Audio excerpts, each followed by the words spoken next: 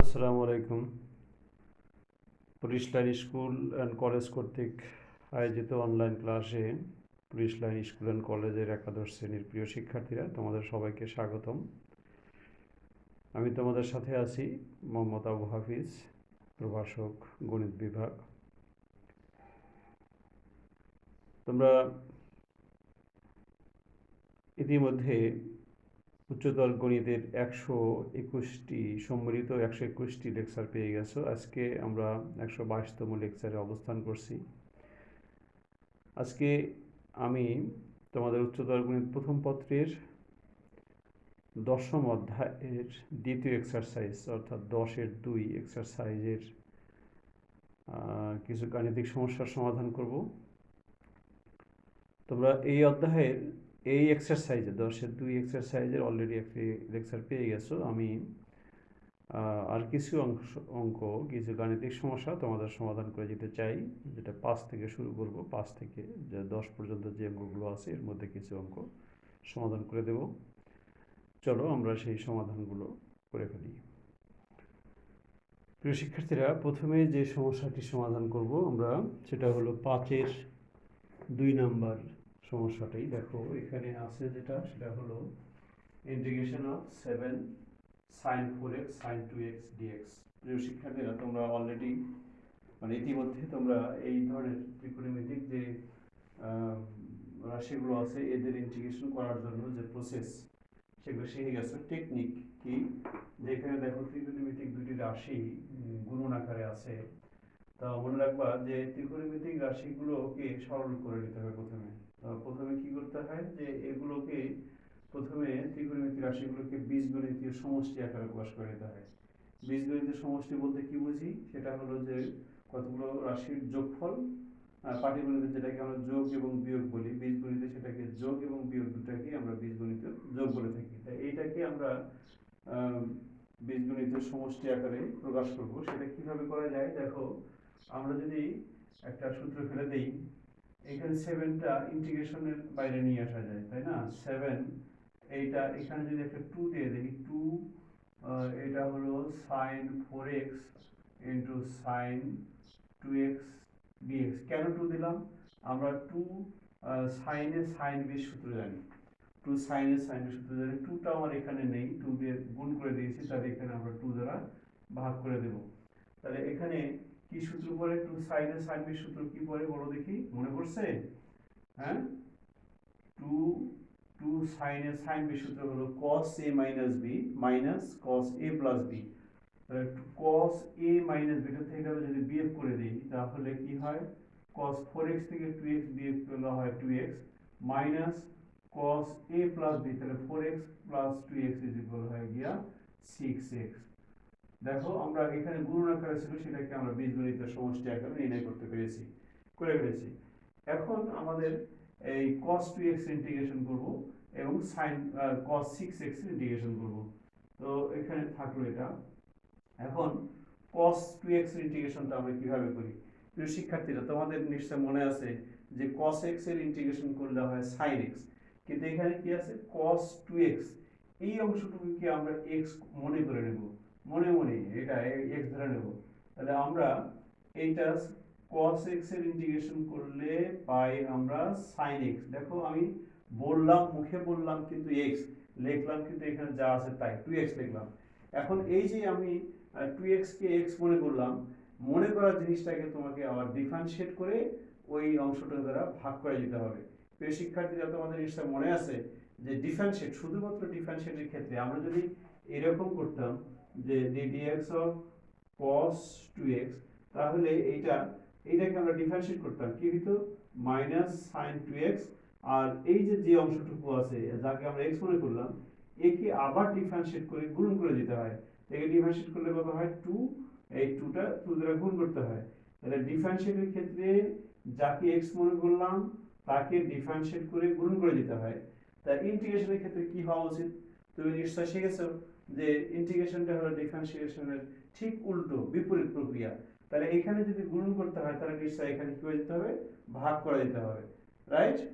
আচ্ছা, তাহলে এখানে 2x কে ডিফারেন্সিয়েট করলে হয় 2, তাহলে আমরা 2 দ্বারা ভাগ করে দেব। ঠিক একই নিয়ম প্রযোজ্য এর ক্ষেত্রে, তাহলে এটা হয়ে যাচ্ছে কত sin 6x ডিভাইডেড বাই 6, ঠিক না?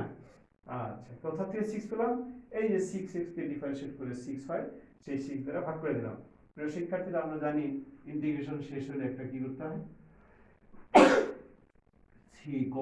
সমগ্র ধ্রুবক যোগ করে যেতে হয়, ঠিক না? এই তো অঙ্কটা হয়ে গেছে। এখন তুমি পরে একটু সরল ইচ্ছা করলে করতে পারো, ইচ্ছা না করলে করতে নাও পারো। এই পর্যন্ত তো হয়ে গেছে। তুমি এটা যদি লসাগু করে দাও, এটা লসাগু 6 হয়, 6 যদি এখানে নিয়ে আসো, তাহলে 7 6, তাহলে 6 দিয়ে গুণ হলো 12, তাহলে এখানে হচ্ছে 3 sin 2x minus sin 6x plus 6। শিক্ষার্থীরা, আশা করি যে তোমরা সমস্যাটির সমাধান প্রক্রিয়া বুঝেছো।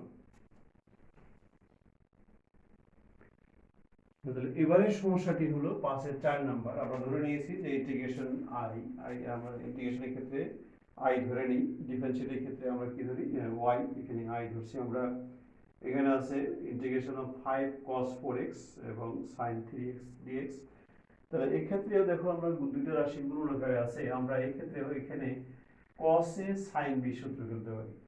2 cos a sin b, তে 2 দিতে হবে আগের মতোই। আমরা যদি এখানে 5 ভাগ 2 দেই, এখানে 2 cos 4x into sin 3x dx লিখলাম। এখানে 2 কেন দিলাম, যে 2 cos এর sin b সূত্র আছে, আমার প্রয়োজনে আমি 2 নিয়ে আসছি।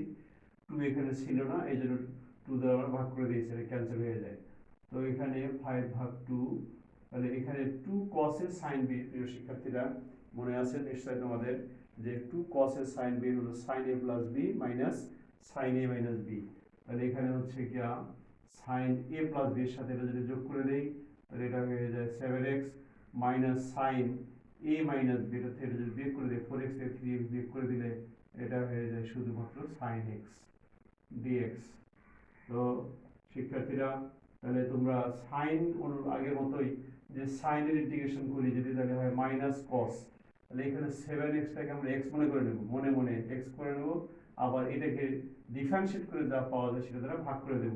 তাহলে এটা minus cos 7x divided by 7 minus এটাকে ইন্টিগ্রেশন করলে হয় মাইনাস cos x, তাহলে এই দুইটা মাইনাস হয়ে গেল plus cos x plus c।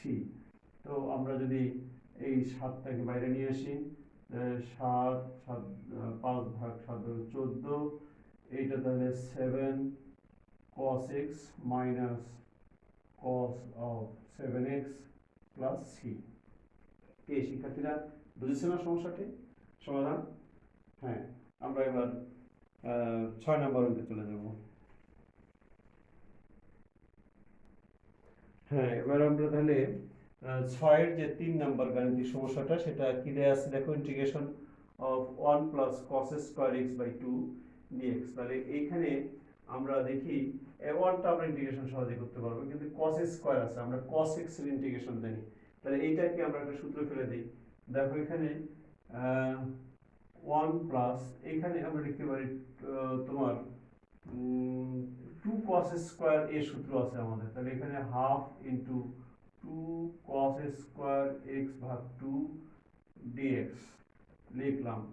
এখানে 1 প্লাস এই হাফ, এই 2 cos স্কয়ার এ আমরা জানি 2 cos স্কয়ার এ মানে 1 প্লাস cos 2a, তাহলে এটা হয়ে যাবে কি 1 প্লাস cos, এইটার দ্বিগুণ x বাই 2, এটাকে 2 দিয়ে গুণ করলে কি হবে, x হয় dx, ঠিক না?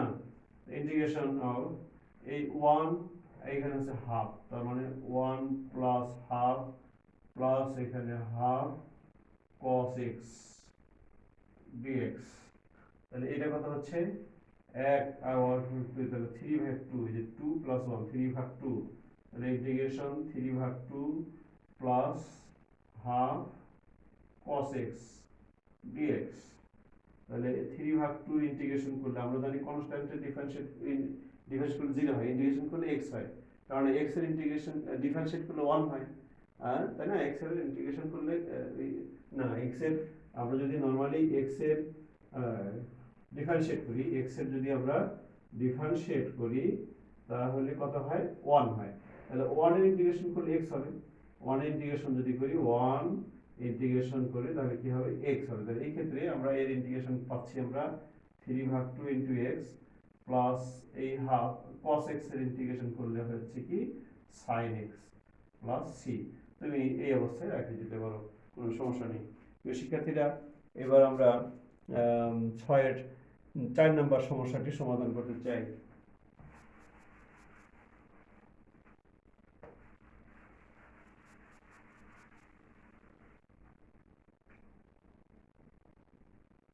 এখানে কি আছে 6-এর স্যার আছে sin কিউব x, এটা আছে হলো sin cube x dx। sin cube x টাকে আমরা কিউবটাকে দূর করতে চাই, তাহলে আমাদের একটা সূত্র আছে দেখো যে 4 sin কিউব x, তাই না? 4 sin কিউব x এর সূত্র আছে কি 3 sin x minus sin 3x। তো এখানে আমরা 4 নাই, 4 লিখেছি, তাহলে আমরা 4 দ্বারা ভাগ করে দেই, তাহলে 1/4, তাহলে 4 sin কিউব x হলো 3 sin x minus sin of 3x dx, তাহলে 1/4। এখন 3 থাকলো, sin x ইন্টিগ্রেশন করলে হয় cos x মাইনাস এখানে আবার sin 3x, তাহলে আমরা sin x এর ইন্টিগ্রেশন করব, এটাকে x মনে করে sin x এর ইন্টিগ্রেশন করলে হয় মাইনাস, তাহলে এই মাইনাস মাইনাসে প্লাস হয়ে গেল, এটা হয়ে গেল cos 3x, যাকে আমরা x মনে করলাম, এই 3x কে x মনে করছি, ওকে ডিফারেন্সিয়েট করলে হয় 3, তাহলে 3 দ্বারা ভাগ করে দিলাম প্লাস c। এইটুকু যদি আমরা সরল করে দেই, 3 যদি কমন নেই 1/3, এই যে 3, তাহলে 9 হয়ে যাবে, তার মানে 1/3/4 তাহলে এটা হয়ে যাচ্ছে cos 3x minus 9 cos x plus c। শিক্ষার্থীরা আশা করি যে তোমরা বুঝেছো। ইন্টিগ্রেশন কিন্তু এখানে শেষ, তুমি ইচ্ছা করে এখানে রাখতে পারো, আমি জাস্ট একটা লাইন সরল করেছি। তাহলে এবার আমরা করব 7-এর 3 নম্বর সমস্যাটি সমাধান করব। তো এখানে দেখো আছে sin square x into cos square x। আমরা এই স্কয়ার গুলোকে দূর করি, দেখো দুটোর মধ্যে স্কয়ার আছে, আমরা তাহলে হোল স্কয়ার দিতে পারি এটা, তাই না? এটা দিতে পারি এখানে যে sin x into cos x তার হোল স্কয়ার।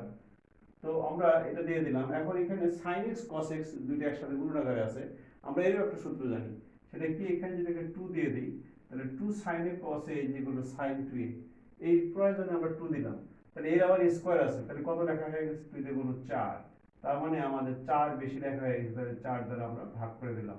শিক্ষার্থীরা বুঝেছো তো? এই যে 2 স্কয়ার তার মানে 4 তো আমার এখানে নাই, 4 দিয়ে গুণ করেছি, তার মানে 4 দিয়ে ভাগ করে দিলাম, তাহলে 1/4।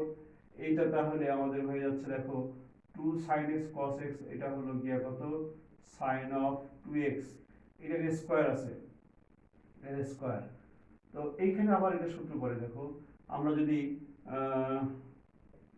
1/4 এখানে sin স্কয়ার 2x, আমরা যদি এখানে একটা 2 দিয়ে দিই, যে 2 sin স্কয়ার এর ফর্মুলা হলো 1 minus cos 2a, তাহলে এখানে 2 দিলাম, 2 তো আমার নেই, তাহলে আবার এখানে 2 দ্বারা ভাগ করে দেব, তাহলে এখানে আমরা কি পাবো দেখি 1/8 integration 2 sin square a, 2 sin square a = 1 minus cos 2a, তাহলে 1 minus cos 2a মানে এটা দ্বিগুণ, তাহলে এটা হলো গিয়া 4x dx।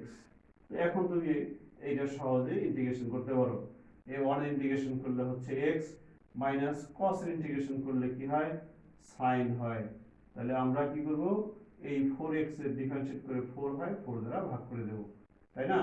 মনে মনে আমরা এটাকে x মনে করলাম, যে cos x এর ডিফারেন্সিয়েট ইন্টিগ্রেশন করলে sin x হয়, আবার যাকে x মনে করলাম তাকে ডিফারেন্সিয়েট করে 4 হয়, সেই 4 দ্বারা ভাগ করে দিয়েছি। এটাই উত্তর, তুমি ইচ্ছা করে এটা বাইরে নিয়ে আসতে পারো, নাও নিয়ে আসতে পারো, এটা সমস্যা নয়। তাহলে আমরা এটা করলাম, এখন আগাবো, পরের অঙ্কে যাব আমরা। শিক্ষার্থীরা এবার আমরা 8-এর 1 নম্বর যে সমস্যাটা আছে সেই সমস্যাটি সমাধান করব। এখানে আছে কি যে integration of 1/1 plus cos x, 1 plus cos x dx। তা আমরা দুইটা পদ্ধতিতে করতে পারি এটা। তা প্রথমে দেখো আমরা যদি সরাসরি একটা সূত্র প্রয়োগ করা যায়, 1 plus cos 2 এর সূত্র আছে, তাই না? 1 plus cos 2 হলো 2 cos স্কয়ার a, তাহলে 2 cos স্কয়ার, এখানে x আছে, তার মানে x/2 এর স্কয়ার dx। তো আমরা এটা 1/2 cos স্কয়ার, 1/cos স্কয়ার কি লিখতে পারি কি sec স্কয়ার x/2 dx। তো এখন তুমি sec স্কয়ার ইন্টিগ্রেশন কিন্তু জানো, তাই না? sec স্কয়ার ইন্টিগ্রেশন কি বলো দেখি, sec স্কয়ার ইন্টিগ্রেশন হলো tan x, তাহলে এইটাকে আমরা x মনে করে নিলাম, তাহলে এর ইন্টিগ্রেশন করলে হয় গিয়া tan x, তাহলে কাকে x মনে করেছি x/2, একে ডিফারেন্সিয়েট করলে হয় হাফ, তাহলে এই হাফ দিয়ে ভাগ করে দিলাম প্লাস c, তাই এটা মানে কেটে যায়, এই যে হাফ আর নিচে হাফ কাটা গেলে তাহলে tan x/2 প্লাস c, ঠিক না শিক্ষার্থীরা? আচ্ছা, এর একটা বিকল্প আরেকটা পদ্ধতি তুমি করতে পারো, এখানে 1 প্লাস cos x আছে, তুমি 1 মাইনাস cos x দ্বারা হর লবকে গুণ করে দিতে পারো। তাহলে আমরা এটা অন্য একটা অঙ্কে এই নিয়মটা প্রয়োগ করি।